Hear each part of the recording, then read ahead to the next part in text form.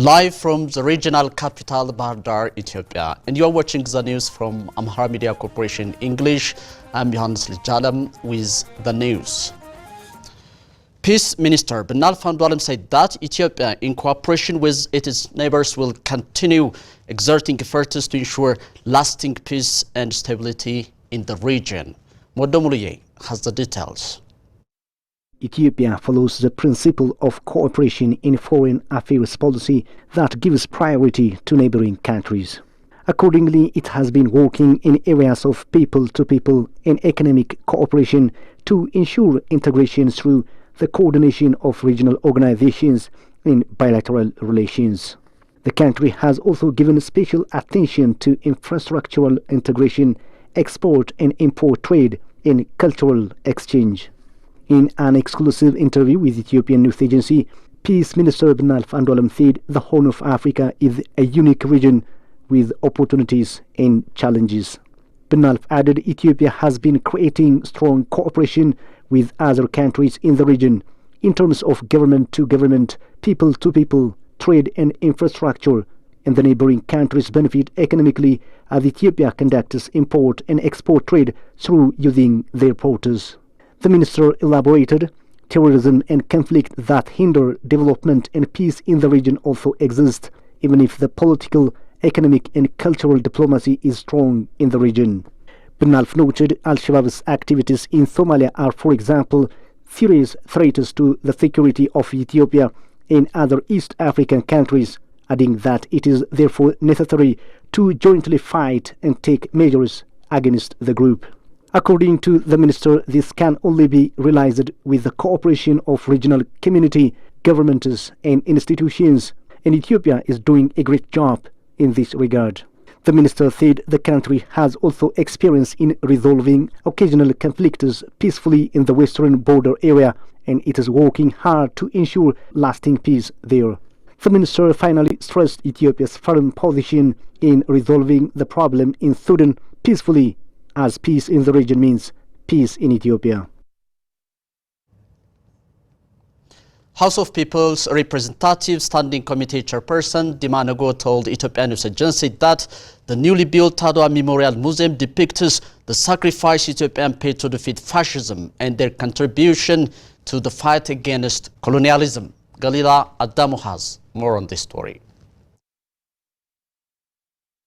According to him, the museum is very important for the new generation of Ethiopians, Africans and beyond to understand the sacrifices Ethiopians paid to repulse colonialists. Located in the Piazza area of the Ethiopian capital Addis Ababa, the Adwa Memorial Museum, built 128 years after the victory of Adwa, memorializes the sacrifices Ethiopians paid for their sovereignty and set examples for Africans to fight against colonialism.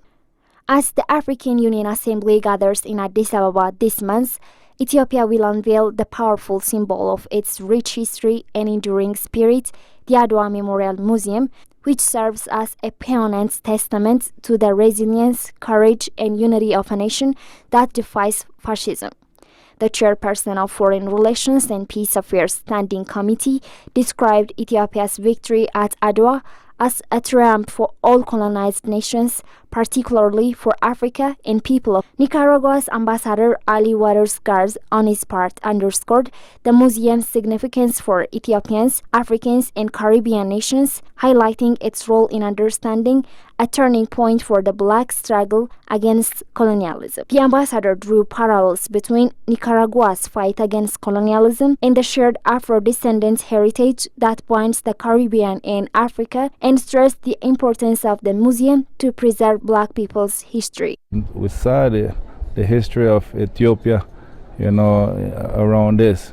Adwa victory also, inspire, other country in Africa, other country in America, so it's an important or a turning point in history against colonialism.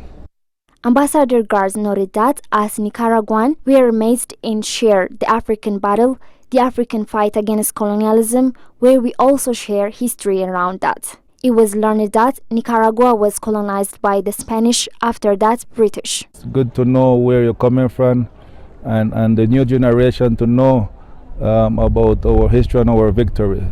You know, so it's important, you know, to because this type of battle inspire, you know, big men in Latin America. That decisive triumph not only protected Ethiopia's sovereignty, but also reverberated across Africa and beyond to Latin America, strengthening Pan-Africanism and inspiring movements for freedom from colonialism. The ambassador further pointed out that this triumph moment will unite the South-to-South countries, noting that BRICS will solidify this South-to-South cooperation. Recall that in 1896, Ethiopian fighters, armed with traditional weaponry, secured a resounding victory against the modern Italian colonial force. The Adwa Memorial Museum is a powerful reminder that Ethiopia's 1896 victory did not only stand to its sovereignty, but also elevated its diplomatic standing, emboldened the fight against colonialism, and strengthened the Pan-African movement. This beacon of unity and freedom serves as a potent symbol of the nation's unwavering spirit and its enduring commitment to freedom and collaboration. European Union Health and Food Safety Commissioner Dr. Stella Kyriakides said that the European Union will continue to strengthen its support for Ethiopia with the view to expand medical specialization. Burhan Workna. The Commissioner visited the Oncology, Psychiatry, Cardiology and Fetal-Maternal departments of the Korambesa Specialized Hospital. On the occasion, Health Minister Dr. Lia Tadessa said the visit is part of joint European initiative to strengthen medical specialization in Ethiopia, which has been implemented from 2023 to 2025. According to Leah, the project has been implemented in 9 universities, including the Korambesa Specialized Hospital. Leah said the hospital has been expanding various specialties in the past years in collaboration with various partners like the European Union. Leah also acknowledged the partnerships and expressed her hope that the visit will enable to enhance collaboration and diversify to the next level of partnership areas. European Union Health and Food Safety Commissioner Dr. Stella said on her part, European Union is extending support to improve cancer treatment, mental health and maternal health, among others. According to Stella, the European Union will continue its support in medical equipment and training, among others. The joint European initiative to strengthen medical specialization in Ethiopia is a project of the Spanish Agency for International Development Cooperation, the Italian Agency for the Development Cooperation, and the European Union. It was learned the initiative aims to support the capacity of the Ethiopian health system to recover from conflict and crisis, making it more resilient to further shocks. Ethiopia's ambassador to China said that, unaffected by circumstances, the strategic partnership between Ethiopia and China will continue to be strengthened in a manner that ensures mutual benefit. Burhanu Yismail has the details of this story. In an interview with INA, Ambassador Teferra Derbo said that Ethiopia and China are countries that have a comprehensive and unchanging strategic partnership in multifaceted spheres. The ambassador added that the two countries have established a stronger cooperation in economic, politics, social and diplomatic spheres. According to him, the relationship between the two countries is constantly growing, especially in economic diplomacy, and China is making large investments in Ethiopia. Teferra revealed that many Chinese investors are regularly coming to Ethiopia for foreign direct investment and securing investment license. Moreover, the ambassador pointed out that the Ethiopian embassy in China encourages and supports Chinese investors to engage in various sectors by promoting investment options and favorable conditions in the country. Speaking about trade, Ambassador Teferra stated that trade between Ethiopia and China has been increasing to a greater extent. And he added that efforts are being made to make use of Chinese wide market access on the Ethiopian side. He elaborated that in order to increase the type and quantity of products exported to the Chinese market, a concerted effort is being made to bring Chinese manufacturers to come to Ethiopia and participate in export trade. According to Ambassador Tafara, the countries are working to strengthen their cooperation in tourism. Ambassador Tafara explained that a wide-ranging plan is also being prepared to share the culture and value of the two countries. Recall that Ethiopia and China announced the all-weather strategic cooperation partnership to elevating of partnership between the two countries in October 2023.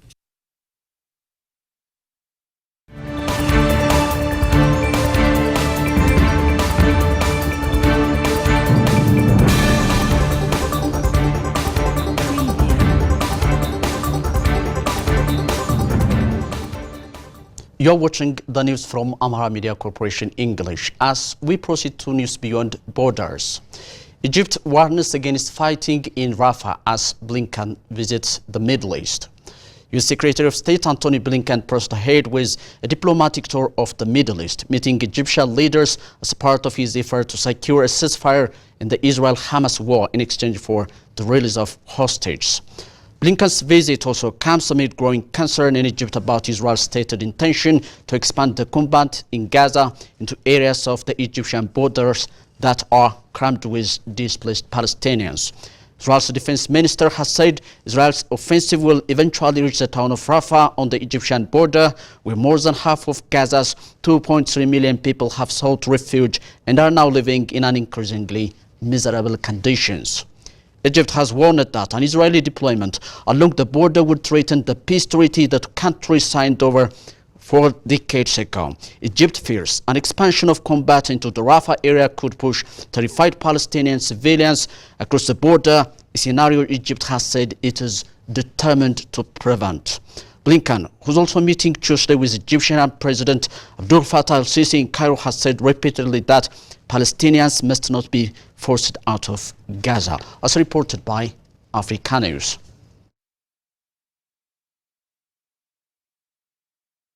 According to the European Union Climate Service, for the first time global warming has exceeded 1.5 degrees Celsius across an entire year. World leaders promised in 2015 to try to limit the long-term temperature rise to 1.5 degrees Celsius, which has been seen as crucial to avoid the most damaging impacts of climate change. The first year-long breach doesn't break that landmark Paris Agreement, but it does bring the world closer to doing so in the long term. Scientists said that urgent action to cut carbon emission can still slow warming. Chief Executive of the Royal Meteorological Society, Professor Liz Bentley, said that limiting long-term warming to 1.5 degrees Celsius above the pre-industrial level before humans started burning large amounts of fossil fuels has become a key symbol of international efforts to tackle climate change. Landmark UN report in 2018 said that the risk from climate change, such as intense heat waves, the rising sea levels and the loss of wildlife, were much higher at 2 degrees Celsius of warming than at 1.5 degrees Celsius of warming. Data from the European Union Copernicus Climate Change Service shows that temperatures have kept rising at a concerning pace, reported by BBC.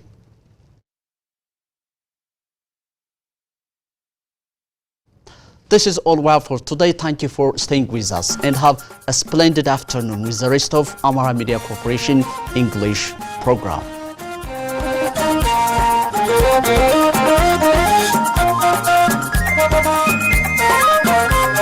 Thank you.